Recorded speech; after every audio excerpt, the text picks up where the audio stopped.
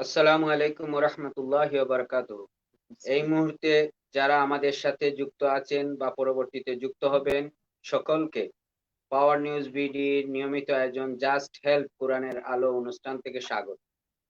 সুধী দর্শক, আমাদের আজকের মুখ্য আলোচক মৌলানা আহমেদ শামসুদ্দিন। আমাদের আজকের আলোচনার বিষয় ইস্তেগফার।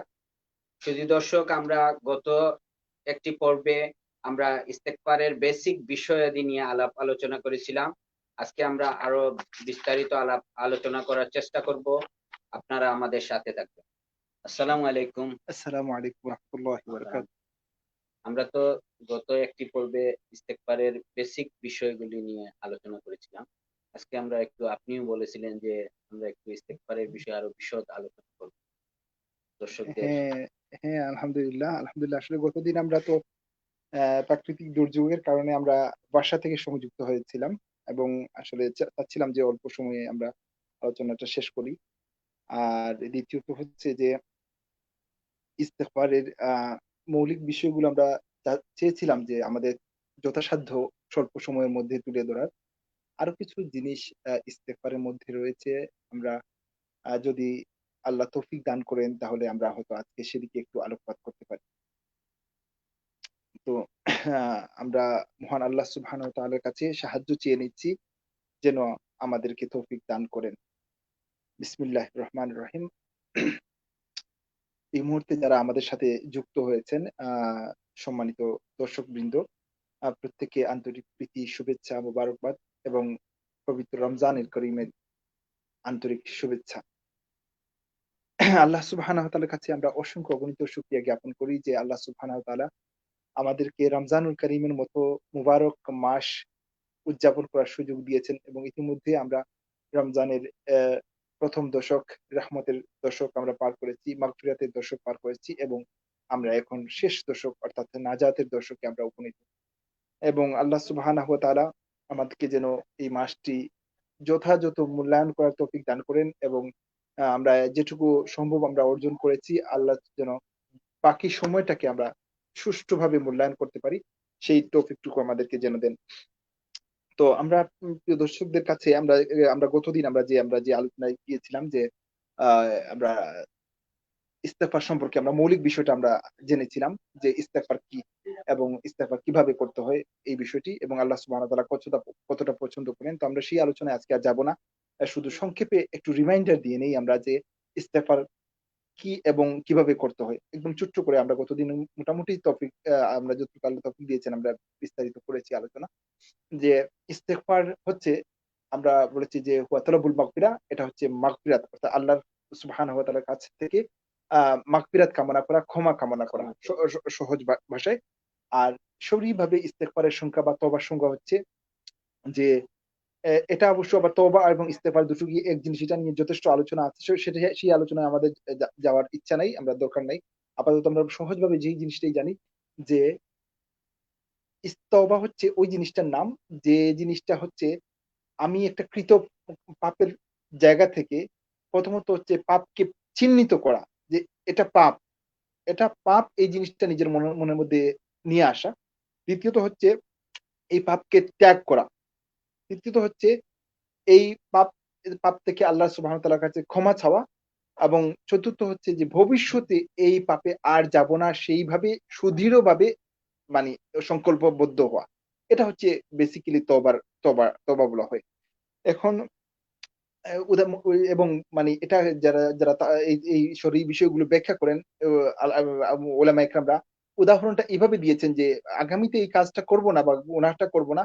এটার উদাহরণটা এভাবে দিয়েছেন যে, ব্যাপারটা এরকম মানে সংকল্পটার ধরণটা এরকম যে, যদি একদিকে আপনাকে অ্যা মানে কোন একটা পাপের জিনিস রাখা হয় যে, এই কাজটা তুমি করো। অন্যদিকে মানে অগ্নির একটা মানে ইয়ে রাখা হয় যে, প্রজ্বলিত করে রাখা হয়। এবং বলা হয় যদি যে এই কাজটা যদি না করো তাহলে তোমাকে অগ্নিতে ফেলে দেয়া হবে। তাহলে আপনার মাইন্ডটা থাকবে যে আমি ঠিক আছে আমি পাপে যাবো না তার চেয়ে বরং আমি অগ্নিতে চলে যাবো। মানে এটা এইরকম এ এ সংকল্প। এ এইরকম সংকল্পটার লেভেলটা বুঝিয়েছেন। এক। দ্বিতীয়ত হচ্ছে আরেকটা জিনিস আমাদের জন্য গুরুত্বপূর্ণ, সেটা হচ্ছে যে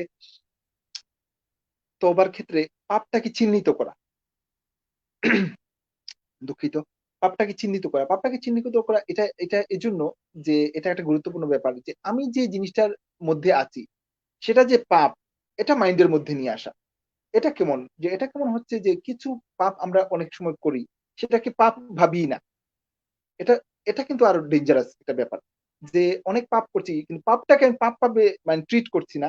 সুতরাং আমি এটাকে কিন্তু কন্টিনিউ করব। কারণ এটাকে আমি দোষ হিসেবে মানে এটাকে আমি আমার আ আমি ট্রিট করছি না। সুতরাং এটাকে আমি আমি আমার আমলের মধ্যে আমার প্র্যাকটিস এর মধ্যে থাকবেই। আরেকটা ব্যাপার হচ্ছে যে এই পাপ ট্রিট করার ব্যাপার হচ্ছে যে যারা বিদআত করেন, মানে অনেক নেক কাজ আছে যেটা শরঈ দৃষ্টিতে সেটাকে মানে গুনাহ মানে বলা হয়। কিন্তু আমি এটাকে কন্টিনিউয়াস প্র্যাকটিসই করছি। আমি হয়তো ভালো কাজ করে মনে করে করছি। সেই জিনিসটা থেকে মানুষ মুক্তি পায় না। এটা কথা হচ্ছে যে বিদআতি যারা বিদআত করেন তাদের তওবা নসিব হয় না। কেন? সে বুঝেই না যে সে পাপের মধ্যে আছে। তো সেই জিনিসটাকে যে চিহ্নিত করা যে এটা পাপ, এটা পুণ্য। এই জিনিসটা মানুষের মধ্যে মাইন্ডের মধ্যে নিয়ে নিয়ে আসা। তো জেনারেলি আমরা পাপ থেকে মানে নিজেকে বিরত রাখবো প্রথমত। সেই পাপের যে পাপ হয়ে গেছে তার প্রতি অনুতপ্ত হব এবং লজ্জিত হব এবং সেই পাপ থেকে ফিরে আসবো। সেই পাপ ত্যাগ করব এবং ভবিষ্যতে এই পাপটা না করব করার না। সংকল্প করব। দৃঢ় সংকল্প করব। বেসিক্যালি এই হচ্ছে তওবা। আর এই ক্ষেত্রে আমরা বলি যে তাহলে যে প্রশ্ন আসতে পারে প্রিয় দর্শকদের যে কি শব্দ দিয়ে তওবা করব? কি শব্দ দিয়ে তওবা করব? এটা যদি মনে হয় এখানে হাদিস শরীফে কিন্তু অনেক শব্দ আছে। সহজভাবে আমরা বলি যে যেই শব্দগুলোর মধ্যে ক্ষমা শব্দ জড়িত আছে, আল্লাহর কাছে মাফ চাওয়া জড়িত আছে, সেগুলোই আসলে তওবা।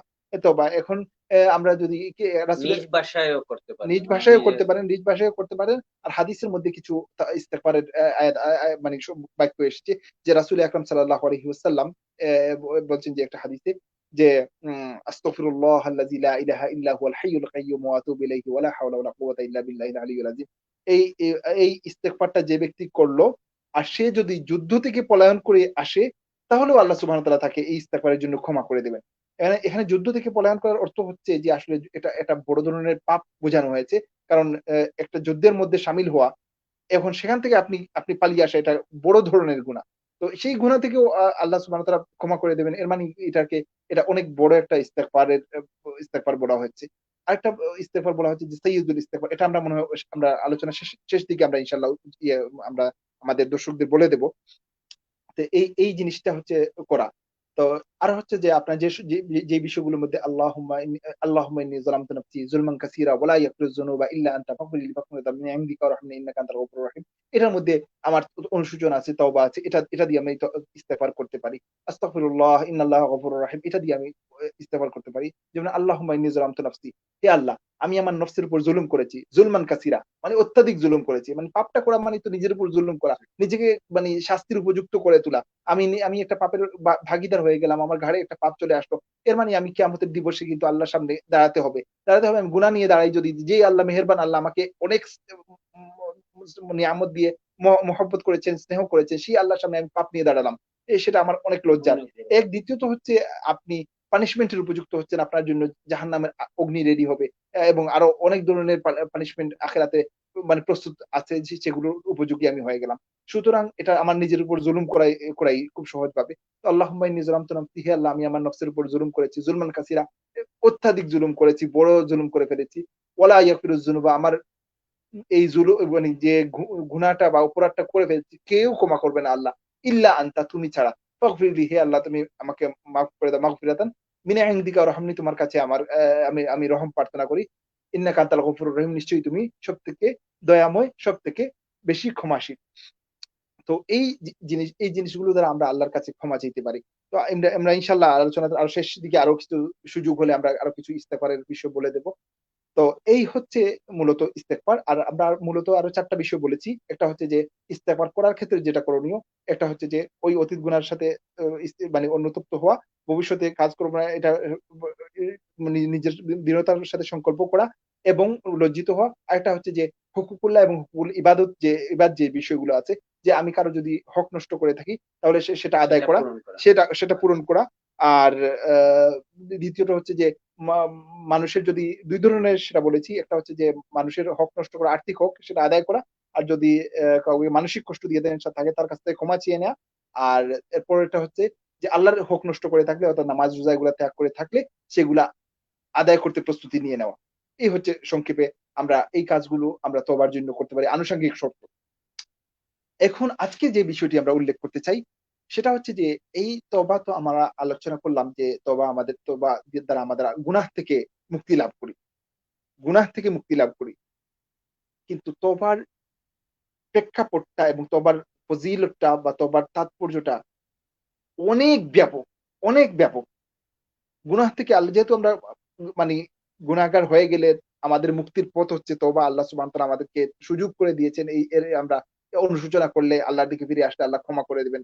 ইন্নাল্লাহা ইয়াগফিরুয যুনুবা জামিআ, যে মানে তোমাদের সকল গুনাহ করে আল্লাহ সুবহানাহু ওয়া তাআলা ক্ষমা করে দিবেন। এই তওবার ব্যাপারে আল্লাহ সুবহানাহু ওয়া তাআলা নিশ্চয়তা দিয়েছেন। সেই ঈমানের তওবা যদি হয়, আমরা যদি সেভাবে তাওবাতুন নাসুহা করতে পারি। কিন্তু তওবার দ্বারা যে গুনাহ থেকে মাফ হওয়ার ছাড়াও তওবার মধ্যে যে আরো ব্যাপক কিছু আমাদের পার্থিব সুবিধাদি এবং বিষয় রয়েছে, সেগুলো শুধু গুনাহ থেকে মাপ না, আমাদের অনেক সুবিধা রয়েছে। এটা হচ্ছে যে আমি যদি জীবনে অনেক বিষয়ে আমরা পেরেশান হই, চিন্তিত হই, আমরা অভাবগ্রস্ত হই। আমরা আমাদের মানে রিজিক নিয়ে আমরা মানে চিন্তা করি। এইসব বিষয় নিয়ে আমাদের কিন্তু নানা পেরেশানি থাকে এবং এগুলো বিষয় নিয়ে আমাদের জীবন আবর্তন হয়। আমরা সন্তান-সন্ততির জন্য মানে প্রার্থনা করি, আমরা সন্তান-সন্ততির জন্য মানে ভুগি। কোরআন এবং হাদিসের অনেক তথ্য আমরা ঘাটাঘাটি করলে দেখা যায় যে প্রচুর তথ্য এরকম রয়েছে। আল্লাহ সুবহানাহু ওয়া তাআলা ইস্তেগফারের মধ্য দিয়ে আমাদের প্রচুর পেরেশানিকে সমাধান করে দেন। সুবহান প্রচুর পেরেশানিকে সমাধান করে দেন। যেটা হচ্ছে যে ইবনে আব্বাস রাদিয়াল্লাহু তাআলা আনহুর হাদিস, যে ইবনে আব্বাস রাদিয়াল্লাহু তাআলা হাদিস, তিনি বলছেন যে, যে ব্যক্তি ইস্তেগফার করল, যে ব্যক্তি ইস্তেগফার করল, রাসূল সাল্লাল্লাহু আলাইহি ওয়াসাল্লাম বলছেন যে, যে ব্যক্তি ইস্তেগফার করল তাকে আল্লাহ সুবহানাহু ওয়া তাআলা এক তার যে পেরেশানির মধ্যে আছে সেই পেরেশানি থেকে তাকে মুক্তি দান করেন। সেই মানে পেরেশানির মধ্য থেকে আল্লাহ সুবহানাহু ওয়া তাআলা তার তার পথ খুলে দেন। দ্বিতীয়ত হচ্ছে যে আল্লাহ সুবহানাহু ওয়া তাআলা তার চিন্তাকে দূর করেন। চিন্তাকে দূর করেন। তৃতীয়ত হচ্ছে যে আল্লাহ সুবহানাহু ওয়া তাআলা তাকে রিজিক দান করেন। অবারিত রিজিক দান করেন, যেটা যে কোত্থেকে এই রিজিক আসলো সে সে চিন্তাও করতে পারবে না। তো এই দেখেন তওবার মধ্যে মানে কতটা ফজিলত। ফজিলত। মূলত তো আমরা তওবা জানি যে আমরা গুনাহ থেকে মুক্তির জন্য যে কাজটা করি। কিন্তু এখানে আল্লাহ যে হাদিসের মধ্যে আমরা যে জিনিসটা পাই যে তওবার মধ্যে কি রয়েছে, যে এক হচ্ছে যে আমার পেরেশানি, চিন্তা, দুশ্চিন্তাকে আল্লাহ সুবহানাহু ওয়া দূর তাআলা হয়। দূর করে দিবেন তওবা করলে। দ্বিতীয়টা হচ্ছে যে আ ওই মিন কুল্লি যিকিন মাখরাজান, যে তার চিন্তা থেকে আল্লাহ সুবহানাহু ওয়া তাআলা বের করে দিবেন। ও মিন কুল্লি হামিন ফারাজান, এবং তার চিন্তাকে দূর করে দেবেন। আর পরবর্তীতে হচ্ছে যে আল্লাহ সুবহানাহু ওয়া তাআলা তাকে অবারিত রিজিক দান করবেন। তাহলে কি করলে? আমরা ইস্তেগফার করলে। তো এটা কি আমার গুনাহ ছিল? গুনাহ তো যেটা আছে সেটা ক্ষমা হলো। আর এর তারপর বেনিফিটটা বেনিফিটটা আল্লাহ সুবহানাহু ওয়া তাআলা কত বেশি বাড়িয়ে দেন। এটা থেকে আরেকটা জিনিস বোঝা যায় যে আল্লাহ সুবহানাহু ওয়া তাআলা আসলে বান্দার এই ইস্তেগফারটাকে চান, যে একটা বান্দা তার একটু ইস্তেগফার করলে আল্লাহ সুবহানাহু ওয়া তাআলা কত মানে খুশি হয়ে নিয়ামত যান, দিয়ে কত দেন। নিয়ামত দিয়ে দেন যাতে করে তার বান্দারা ইস্তেগফার করে গুনাহ ইনসান, আমরা বলেছি যে ইনসান মানেই হচ্ছে নিসিয়ান, সে ভুলটা আমাদের সাথে করবেই। সম্পৃক্ত মনে করেন আমাদের ইচ্ছা অনিচ্ছায় ভুল হয়ে যাবে এবং আল্লাহ রহমানুর রাহিম আমাদেরকে কিন্তু দয়াশীল, আমাদেরকে কিন্তু অনুগ্রহ করেন এবং সর্বদাই চান যে আমরা গুনার মধ্যে যেন আবদ্ধ হয়ে না থাকি, আমাদেরকে মুক্তির পথ সুযোগ করে দিয়ে দেন। তো সুতরাং এর থেকে আমরা সহজভাবে বুঝলাম যে ইস্তেগফার দ্বারা আমাদের গুনাহ মাফ শুধু হয় না, আমাদের কিন্তু আমাদের হাজত গুলোও পূর্ণ হয়। আমাদের হাজত গুলো পূর্ণ হয়, আমাদের রিজেকের হাজত পূর্ণ হয়, আমাদের আ পেরেশানি পেরেশানি দূর হয়, চিন্তা দূর হয়। এরপরে আমাদের জীবনের সংকীর্ণতা যেটা সংকীর্ণতা, যেটা আমরা অনেক সময় সংকীর্ণতার মধ্যে পড়ি, সেই সংকীর্ণতাটা আমাদের জন্য আমাদের ইস্তেগফারের মধ্য দিয়ে দূর হয়। তো এইসব এর মধ্য দিয়ে আমরা কি ইস্তেগফার দিয়ে আমরা এইসব আমার জীবনের সংকীর্ণতা পড়লে আমরা সংকীর্ণতা থেকে উদ্ধার হতে পারি। আমাদের দুশ্চিন্তায় পড়লে দুশ্চিন্তা থেকে আমরা ইস্তেগফার করলে ইনশাআল্লাহ আমাদেরকে আল্লাহ সুবহানাহু ওয়া তাআলা উদ্ধার করবেন। আমরা রিজিক সংকটে পড়লে আমরা ইস্তেগফার বেশি করে করব। এ কারণে এর মধ্যে দিয়ে আমরা এই সমস্যা থেকে আমরা পরিত্রাণ পেতে পারি। এরপরে আল্লাহ সুবহানাহু ওয়া তাআলা, আমরা যদি আরেকটা জিনিস দেখি যে আ সূরা মুযাম্মিলে আ সূরা মুযাম্মিল না সূরা নূহ মধ্যে সম্ভবত আল্লাহ সুবহানাহু ওয়া তাআলা বলছেন যে, আউযু বিল্লাহি মিনাশ শাইতানির রাজিম। বিসমিল্লাহির রহমানির রহিম। ফাকুলতু ইস্তাগফিরু রাব্বাকুম ইন্নাহু কানা গাফফারা ইউরসিলিস সামাআ আলাইকুম মিদরারান ওয়া ইউমদিদকুম বিআমওয়ালিন ওয়া বানিনা ওয়া ইয়াজআল লাকুম জান্নাতি ওয়া ইয়াজআল লাকুম আনহারা। আও কামা ক্বালা আল্লাহু তাআলা, যে ইউরসিলিস যে বলা হচ্ছে যে ফাকুল তুস্তাগফিরু, তোমরা আল্লাহর কাছে ইস্তেগফার করো। ইন্নাহু কানা গাফফারা, আল্লাহ সুবহানাহু ওয়া তাআলা অত্যন্ত ক্ষমাশীল। এখন এটা হচ্ছে আমাদের পাপের জন্য আমরা ইস্তেগফার করলাম, আমাদের দোষ ত্রুটির জন্য ইস্তেগফার করলাম। এর পরবর্তী আয়াতগুলিতে আল্লাহ সুবহানাহু ওয়া তাআলা বলছেন যে এর বিনিময়ে আল্লাহ সুবহানাহু ওয়া তাআলা তোমাদেরকে কিন্তু অনেকগুলা বেনিফিট দিয়ে দিচ্ছেন। কি দিচ্ছেন? যে ইউরসিস সামা আলাইকুম মিদরারান, তোমাদের জন্য আসমান থেকে অবারিত মেঘ বর্ষণ করবেন। মেঘ বর্ষণ করবেন। ইউরসিস সামা আলাইকুম মিদরারান ওয়া ইউমদিদকুম বিআমওয়ালিন, এবং তোমাদের মালকে, সম্পদকে বৃদ্ধি করে দিবেন। ওয়াল বানিনা, এবং তোমাদেরকে কি সন্তান-সন্ততিকে বৃদ্ধি করে দিবেন বা বরকত দিয়ে দিবেন। ওয়াজআল লাকুম জান্নাতিন, তোমাদেরকে জান্নাত দিয়ে দিবেন, অর্থাৎ দুনিয়ার মধ্যে তোমাদের ফল ফসলাদি বাগান গুলো উৎপন্ন করে দিবেন, যাতে আমরা আমাদের জীবন জীবিকা বা প্রয়োজনগুলো নিড ব্যবহার গুলা হয়। ফিল আপ করতে পারি। ওয়াজআল লাকুম আনহার, এবং তোমাদের জন্য নহর প্রবাহিত করবেন। দেখেন, অনেক ব্যাপারগুলা যদি আমরা যদি রিয়ালাইজ করি, তাহলে বুঝতে পারবো যে কত মানে বিগ বেনিফিট যেগুলা। এক হচ্ছে যে আপনার আপনার একটা স্বাভাবিক আমাদের জীবনের মানে লাইফে যে সার্কেলটা আছে, সেটা হচ্ছে যে আমরা যে এই পৃথিবীতে বসবাস করি, বসবাস করার ক্ষেত্রে পৃথিবীটা আল্লাহ সুবহানাহু ওয়া তাআলা আমাদের জন্য বসবাসের উপযোগী করে দিয়েছেন বলে আমরা পৃথিবীতে বসবাস করতে পারি। যদি পৃথিবীটা নেজামটা যদি আমাদের উপযোগী না হতো, আমরা ১ সেকেন্ডও বাঁচার সুযোগ নাই। যেটা পৃথিবীতে ইয়া এই এই এই ভূমণ্ডলে বা নভমণ্ডলে যে ইয়েগুলো, অন্যান্য অন্যান্য গ্রহগুলো আছে, সেই গ্রহগুলো অনেক, অনেক গ্রহ আছে যেগুলো পৃথিবীর মতো বা পৃথিবীর চেয়ে বড়। অনেক বড়। হ্যাঁ, বড়। কিন্তু সেই গ্রহ একটাতেও কিন্তু বসবাসের উপযুক্ত অবস্থা নাই। এবং পুরোটা এত উত্তপ্ত যে, এগুলাতে আমাদের অস্তিত্ব রাখা হলে আমরা কয়েক সেকেন্ডে আমরা ভ্যানিশ হয়ে যাব। এত উত্তপ্ত। একমাত্র পৃথিবী যেটার মধ্যে আমাদের সহনশীল। সহনশীল, যেখানে আমরা আমরা বসবাস করতে পারি। এটা কে করে দিয়েছেন? যে সুবহানাল্লাহ। আল্লাহ সুবহানাহু ওয়া তাআলা। যে আল্লাহ সুবহানাহু ওয়া তাআলা বলছেন যে, ইয়া আইয়ুহান নাসু উবুদু রাব্বাকুম আল্লাযী খালাকাকুম ওয়াল্লাযীনা মিন ক্বাবলিকুম লাআল্লাকুম আল্লাযী জাআলা লাকুমুল আরদা ফিরাশান। যে আল্লাহ সুবহানাহু ওয়া তাআলা তোমাদের জন্য জমিনকে বিছানা স্বরূপ করে দিয়েছেন। আমাদের জন্য সেটেল করে দিয়েছেন, এবং আ মানে জাআলা লাকুমুল আরদা ফিরাশান ওয়াস সামাআ বিনান, আসমানকে ছাদ স্বরূপ করে দিয়েছেন। এইভাবে আল্লাহ সুবহানাহু ওয়া তাআলা বলছেন যে, এবং বৃষ্টি বর্ষণ করেছি। সুতরাং এই জায়গার মধ্যে মেইন কথাটা হচ্ছে এটা বলতে চাচ্ছি যে, এই যে পৃথিবীতে আমাদের যে উপযোগী, বসবাস উপযোগী যে সাইকেলটা, সেটা আল্লাহ সুবহানাহু ওয়া তাআলা আমাদের জন্য জারি করে দিবেন। কিভাবে? দেখেন, আমরা যে বসবাস করি, আমাদের প্রয়োজন হয় খাবার-দাবারের। আমাদের প্রয়োজন হয় ওয়েদারটা আমাদের সেটেল থাকার, আমাদের পক্ষে থাকার। প্রয়োজন হয় আমাদের সামগ্রিক চলাফেরা, জীবন আচরণের জন্য আমার ফল-ফসলাদি এইসব কিছুর। এখন যদি আমাদের নদী প্রপারলি প্রবাহিত না হয়, যে নদী থেকে বাষ্প উত্তি উৎপন্ন হবে না। দেখেন, বাষ্প উৎপন্ন না হলে আসমান থেকে বৃষ্টি ঝরবে না। বুঝা গেছে না? আসমান থেকে যদি বৃষ্টি না ঝরে, তাহলে ফল-ফসলাদি উৎপন্ন হবে না। ফল-ফসলাদি উৎপন্ন না হলে আপনার আমার খাবারের ব্যবস্থা সঙ্গত কারণে, মানে যেভাবে যেই সার্কেল এ চলে আসছে, এই সার্কেল অনুযায়ী আমার খাবারের ব্যবস্থা নাই। তাহলে কি দাঁড়ালো? এই যে দেখেন, আপনি আল্লাহ সুবহানাহু ওয়া তাআলা আপনার ইস্তেগফার এর কারণে এইসব বিষয়গুলো আমাদের জন্য মানে নিশ্চিত করে দিচ্ছেন। কত বড় নিয়ামত আমাদের জন্য সম্পৃক্ত। আর দ্বিতীয়ত হচ্ছে যে হাদিসের মধ্যে আমরা পেলাম যে ইস্তেগফারের মধ্য দিয়ে আমরা কি করি? আমাদের পেরেশানি আমাদের দূর হয়। আমাদের পেরেশানি দূর হয়, আমাদের সংকীর্ণতা আল্লাহ সুবহানাহু ওয়া তাআলা দূর করে দেন, এবং অবারিত রিজিক আমাদেরকে দান করেন, যেটা আমি যে কোত্থেকে আসলো সেটা আমি চিন্তাও করতে পারব না। তো এই যে ইস্তেগফার দ্বারা আমরা আগের দিন আমরা যে পর্বতে আলোচনা করেছিলাম যে ইস্তেগফার দ্বারা আমরা গুনাহ থেকে মানে মাফ পাই। আজকের পর্বে দেখেন যে ইস্তেগফার দিয়ে আমাকে আল্লাহ অনেক সুবহানাহু বেনিফিট দিয়ে দেন। অবারিত রহমত, অবারিত সুবহানাল্লাহ। নিয়ামত আমার হাসিল করার সুযোগ হচ্ছে এই ইস্তেগফারের মধ্য দিয়ে।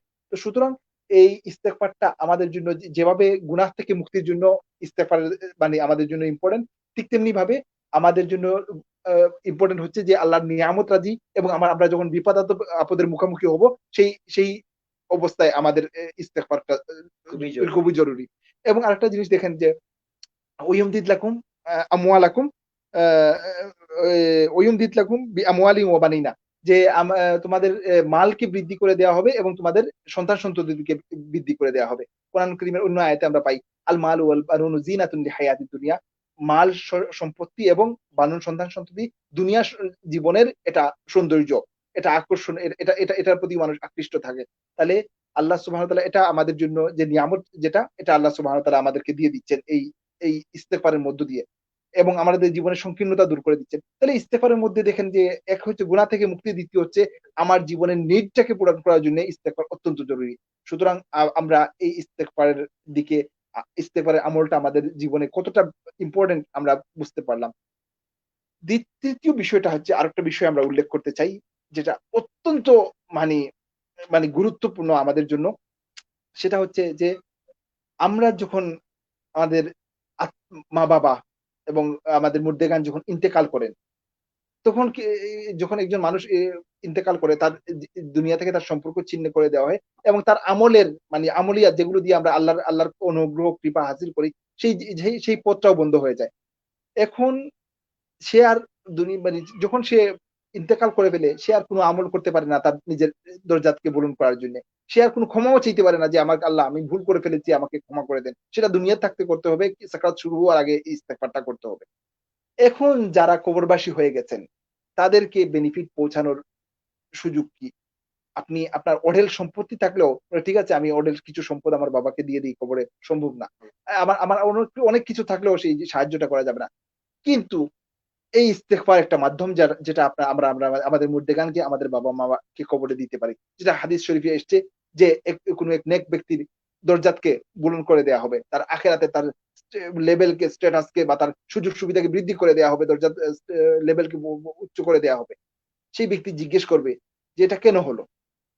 সেই ব্যক্তি জিজ্ঞেস করবে, "সেটা কেন হলো?" তখন আ র তাকে বলা হবে যে, "দুনিয়াতে তোমার পক্ষ হয়ে তোমার সন্তানরা ইস্তেগফার করেছে।" সুবহানাল্লাহ।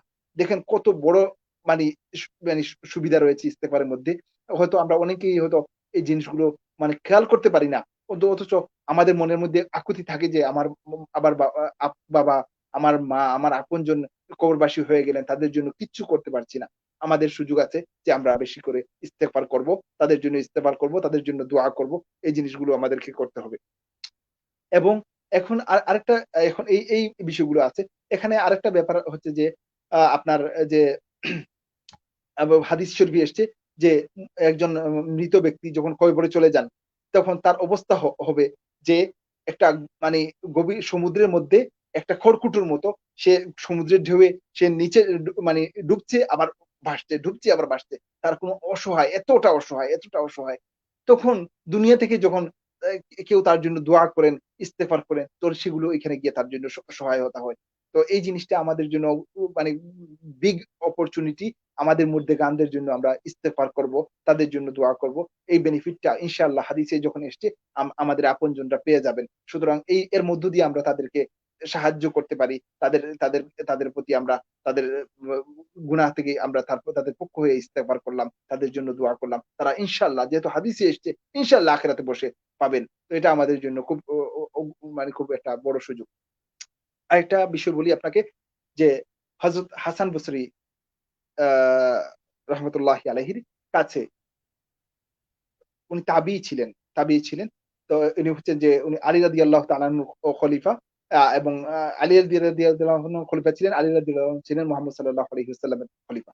তো উনার কাছে কিছু লোক এসে কেউ জিজ্ঞেস করল যে, আমাকে আ আমাদেরকে আমার অভাব-অনটন, আমাকে কিছু মানে নসিহত করেন। নসিহত করুন। তিনি বললেন, ইস্তেগফার করো। আরেক লোক এসে বলল যে, আমার সন্তান-সন্ততি নাই। আমাকে কিছু নসিহত করুন। তিনি বললেন, ইস্তেগফার করো।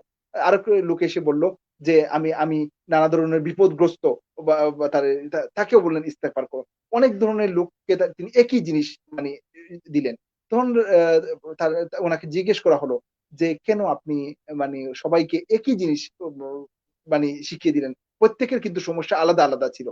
তখন এই হাসান বসরি রাহিমাহুল্লাহ তাআলা আ ও উনাদের সবাইকে বললেন যে, "ফাকুলতু ইস্তাগফিরু রাব্বাকুম", এই আয়াত দিয়ে মানে ওরা বুঝিয়ে দিলেন যে, আল্লাহ সুবহানাহু ওয়া তাআলা এই ইস্তিগফারের মানে মধ্য দিয়ে এই সকল সবকিছুর সমস্যার সমাধান। সমাধান করে দিবেন। তো আমাদের আজকে আমাদের মূল যে জিনিসটা আমরা আমাদের নিজেদের জন্য এবং আমাদের প্রিয় ভাই-বোন যারা আমাদের সাথে সম্পৃক্ত হয়েছেন, এই জিনিসটাই আমরা রিমাইন্ডার দিতে চাই যে, ইস্তেগফারটা শুধু গুনাহ থেকে মুক্তির মাধ্যম না। এটা আমাদেরকে নসিবকে বুলন্দ করার মাধ্যম। এটা আমাদের আখিরাতকে, আমরা আত্মীয়স্বজনকে সাহায্য পৌঁছানোর মাধ্যম। এটা আমরা আমরা আমাদের দুনিয়াবী জীবনে যত ধরনের পেরেশানির মধ্যে পড়ি, সেটা থেকে মুক্তির মাধ্যম। আমরা আমাদের রিজেক পাওয়ার মাধ্যম। এটা আমাদের সন্তান-সন্ততি লাভ করার মাধ্যম। এবং আমাদের কি বলে, ওই যে শস্যাদি এবং আমাদের উৎপাদন উন্নয়নের মাধ্যম। মাধ্যম। তো এই বিষয়গুলো আমাদের ইস্তেগফারের মধ্য দিয়ে আমাদের হাসিল হয়। সুতরাং আমরা এই মানে দামি ইবাদতটা আমাদের জীবনে মানে প্র্যাকটিস করা, নিজেদের আমলের মধ্যে নিয়ে আসা একান্ত প্রয়োজন, একান্ত প্রয়োজন।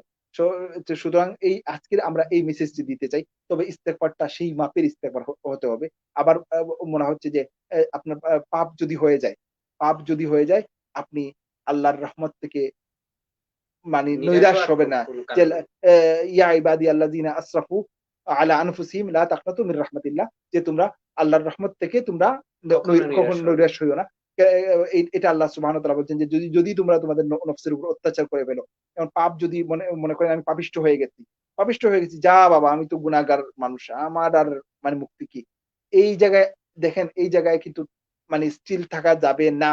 এটা চরম বোকামি। এইজন্য বোকামি যে আপনি কি এই জিনিসটাই মেনে নিচ্ছেন আপনার জন্য? যে ঠিক আছে আমি ছোট্ট পাপ করে ফেলেছি। এখন আর মানে যা বাবা আমি মানে একটু বৈরাগ্যবাদ নিয়ে নিলাম। আর মেনে নিলাম যে আখিরাতে আমার যা হওয়ার হবে। আপনি এটা কি কোন বুদ্ধিমানের কাজ হলো? আখিরাতে কি হবে সেটা কি আপনি অনুমান করতে পারছেন? অনুমান না করতে পারলে আপনাকে এই চিন্তাটাকে ডেভেলপ করতে হবে যে আখিরাতের ভয়াবহ শাস্তি ১ সেকেন্ডও আমরা সহ্য করার জিনিস না ভাই। দুনিয়ার আগুনের মধ্যে যদি আমাদেরকে ফেলে দেওয়া হয়, আমরা কি সহ্য করতে পারব?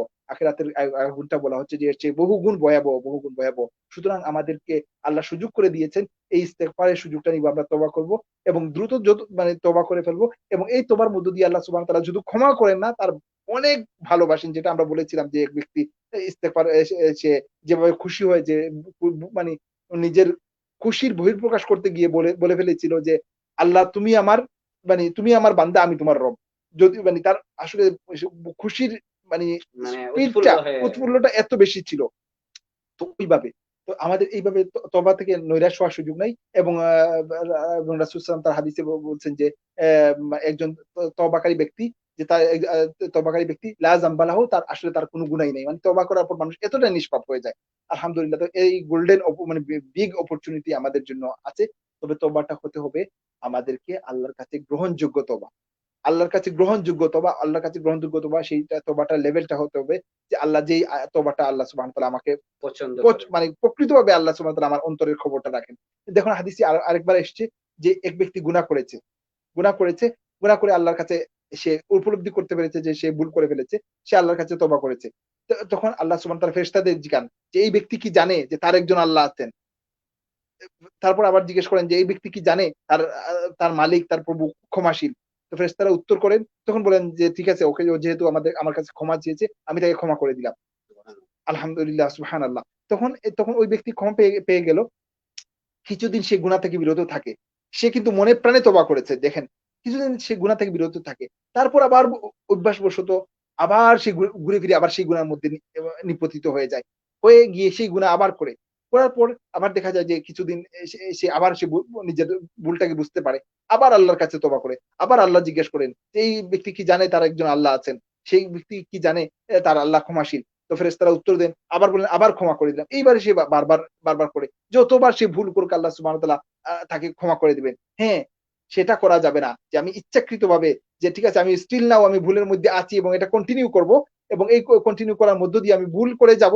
আর মনে মুখে বলে ফেললাম যে আমি ইস্তেগফার, সেটা ম উলামায়ে ইকরামরা বলছেন বা যারা আল্লাহ মুফাসসিরিনরা তো বলছেন অবশ্যই যে অন্তর্যামী। যে অন্তর্জামী যে এই তওবাটা তওবা না। তওবাটা হতে হবে যে খালিস মনে। যেটার আমরা আমরা শেষ করে ফেলি আমরা একটা উদাহরণ দিয়ে, যে এটা হাদিস শরীফে এসছে যে বনী ইসরাইলের এক লোক, বনী ইসরাইলের এক লোক আ সে ৯৯ টা খুন করেছে। হাদিস শরীফের বক্তব্য, রাসূল সাল্লাল্লাহু আলাইহি ওয়াসাল্লাম ঘটনাটা বর্ণনা করছে সাহাবীদের। ৯৯ টা খুন করার পর তার মধ্যে অনুতপ্ততা জেগেছে যে আমি তো এত গুনাহ করে ফেললাম। এখন তো কি হবে আমার? আমি তো অনেক গুনাহ। ৯৯ টা খুন করে ফেলছি। এর থেকে তো আমার তার মনের মধ্যে কিন্তু একটা আফসোস, অশান্তি সৃষ্টি হয়েছে। সেই অশান্তির জন্য সে নিজের গ্রাম থেকে সে মানে বের হয়ে গেছে। বের হয়ে যেয়ে মানে একটা তার মানসিক যে আমি মুক্তির পথ কি?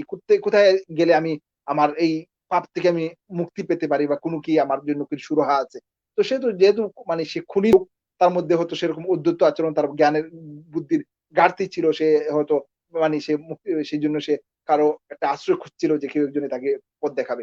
সে গ্রাম থেকে বের হয়ে যাওয়ার পর দেখা গেল যে আ কি হয়েছে? ওই যে একজন রাহিবকে পেল। মানে রাহিব হচ্ছে ওই ইহুদি ধর্মের মানে জ জ্ঞানী ব্যক্তি যিনি বা উপাসক এরকম ব্যক্তি। যিনি তখন সেই সময়ে উনি উনার আল্লাহর ইবাদত বন্দেগী করেন।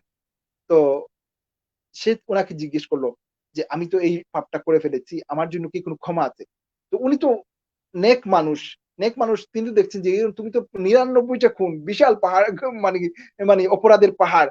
তো যৌক্তিক তোমার কারণে দ্বারা তোমার কি ক্ষমা হবে? তো তিনি বলছেন যে তোমার কোনো ক্ষমা নাই। সে উনাকে মানে খুন করে ফেলছে। এখন উনাকে হত্যা করে ফেলল। 100 খিলাফ। এখন কি করবে? সে আরো মানে আ এগিয়ে যাচ্ছে এবং সে ইনাকে-টিনাকে জিজ্ঞাসা করছে যে এই পাপের কি সমাধান আছে কি না? মানে এটার সমাধান পাওয়ার পথ কি? তখন কোন একজন লোক তাকে জিজ্ঞেস করছে যে, "ওই একটা গ্রাম আছে, ঐদিকে যাও। ঐখানে গেলে হয়তো কোন সমাধান পেতে পারো।"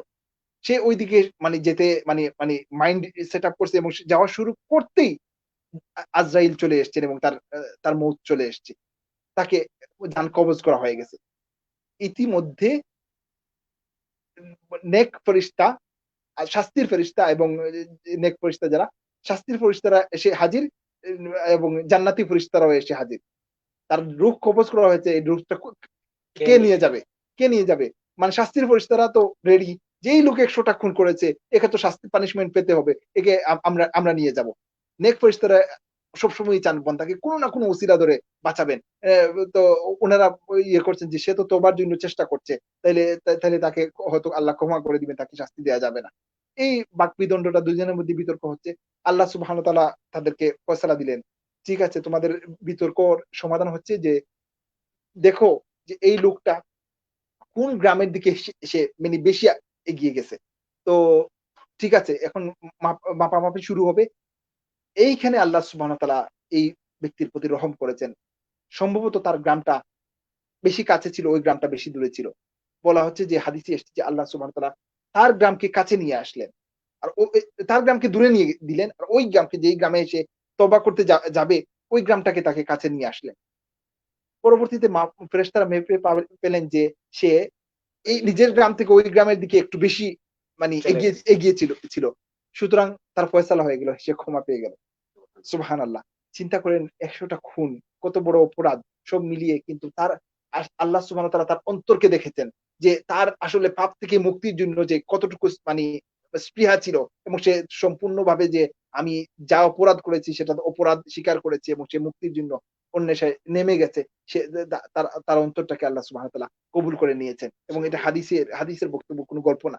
তো এইজন্য আমাদের তওবা বা ইস্তেগফারটা সেই লেভেলের হতে হবে যে যেটুকু হলে আল্লাহ সুবহানাহু কাছ থেকে আমাদের ক্ষমা ক্ষমা পেয়ে পেয়ে যাই যায়। এবং যে জিনিসটা আমরা আগেই বলেছি যে তওবাটা আপনার ওইভাবে আপনি গুনাহ থেকে মুক্তি নিজেকে সেপারেট করে নিয়ে আসতে হবে যে আমার সামনে যদি অগ্নি দেয়া হয় আর অপশন দেয়া হয় যে তুমি গুনাহ করবে নাকি আপনার মাইন্ডসেট আপনার এরকম থাকবে। ঠিক আছে আমি গুনাহতে যাব না। অগ্নিকুণ্ডে অগ্নি চলে যাবে। যাব। এটা মানে এটার একটা এক্সাম্পল দেয়া হয়েছে যে জাস্ট মানে মাইন্ডসেট আপটা এই পর্যায়ের আপনি গুনাহ থেকে ক্ষমা মানে মাইন্ডটা মানে বেঁচে আসবে। সরে আসতে হবে। সুতরাং এই জিনিসটা আমাদের মনে রেখে এই রমজানুল করিমে আমরা যদি বেশি, বেশি করে ইস্তেগফার করি, তওবা করি আমাদের জন্য একটা সুবর্ণ সুযোগ এবং আল্লাহ সুবহানাহু ওয়া তাআলা এই মাসে আমাদেরকে ক্ষমা করে দেন এবং এখানে ক্ষমা পাওয়ার আমাদের সুযোগ রয়েছে। সুতরাং আমরা বেশি, বেশি করে আল্লাহর কাছে ক্ষমা চাইবো এবং আল্লাহর কাছ থেকে আমাদের ক্ষমা নিশ্চিত করব। রমজান করিমের দুঃখিত। রমজান করিমের মূল ফাংশনটা হচ্ছে দেখেন, একটা হচ্ছে যে আল্লাহর ইবাদত করে আল্লাহর নৈকট্য হাসিল করা। আরেকটা হচ্ছে আপনি পাপিষ্ঠ লোক, আমাদের ঘাড়ে পাপের বোঝা, তার থেকে মুক্তি হাসিল করা। তার থেকে মুক্তি হাসিল করার পথ তো হচ্ছে যে আমি আল্লাহর কাছে আল্লাহর কাছে চেয়ে নিব। ইস্তেগফার করব, ক্ষমা চাইবো, বারবার ইস্তেগফার করব, ক্ষমা চাইবো। আর দ্বিতীয়ত হচ্ছে আমাদের তো ইবাদত বন্দেগী আল্লাহ সুবহানাহু ওয়া তাআলা আমাদের জন্য যথেষ্ট তৌফিক দান করেন। আমরা ইবাদত বন্দেগীটুকু কন্টিনিউ করতে পারি এবং শেষ দশকে চলে এসেছি এবং এই আর দশকটা কয়েক সপ্তাহ কয়েকটা দিন এবং সময় এটার দেবে। মধ্যে বেজুড় রাত্রি আমরা আল্লাহ যদি তৌফিক দান করেন আমরা লাইলাতুল কদর নিয়ে কোনো একটা পর্বে আলোচনা করব। যে বেজুড় রাত্রিগুলোতে শবে কদর সন্ধান করা। বেজুড় রাত শেষ দশকের মধ্যে সম্ভাবনা থাকে। এর মধ্যে হাদিসে এসেছে যে বেজুড় রাত্রি একটা সম্ভাবনা হয়। তো এগুলোতে খোঁজা এবং আ রাত্রি জাগরণ করা আল্লাহর জন্য এবং এটুকু করা এই জিনিসগুলো এই সময়গুলোকে কাজে লাগানো এটা আমাদের জন্য খুবই দরকারি। ধন্যবাদ মুহতারাম। আমরা আপনার কাছ থেকে ইস্তেগফার সম্বন্ধে অনেক মূল্যবান তথ্যাদি পেলাম। আমাদের মধ্যে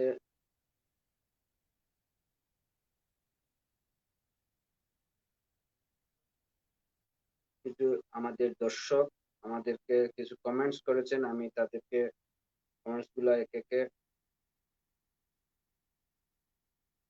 এখন মুমিনুল ইসলাম মুমিন আমাদের অনুষ্ঠান দেখতেছেন, উনি মাশাআল্লাহ জানিয়েছেন।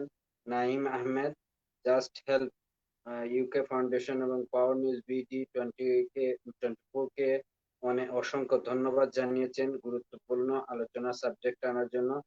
কিউ এম মাবরুর রহমানি আমাদের অনুষ্ঠান দেখতেছেন, উনি মাশাআল্লাহ জানিয়েছেন।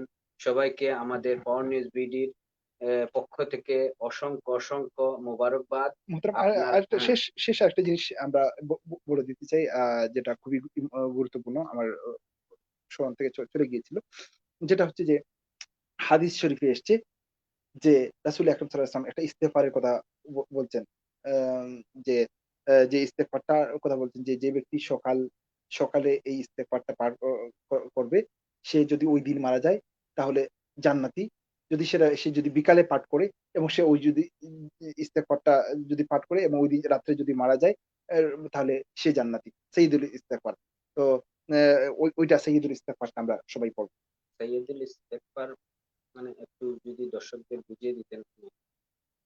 আ সাইয়্যিদুল ইস্তেগফার হাদিস শরীফে একটা ইস্তেগফারের কথা বলেছেন যে নবী আকরাম সাল্লাল্লাহু আলাইহি ওয়াসাল্লাম, যে ইস্তেগফারটা সকল ইস্তেগফারের মানে সেরা ইস্তেগফার বলেছেন। যে ইস্তেগফারটা পাঠ করলে আ আ মানে বলছেন যে ওই যে আমি যেটা বললাম যে ওই ইস্তেগফারটা পাঠ করলে আল্লাহ সুবহানাহু ওয়া তাআলা মানে ওই লোককে জান্নাতি করে দিবেন। যে সকালে পাঠ করে তাহলে ওই দিনের মধ্যে যদি মারা যায় তাহলে সে জান্নাতি।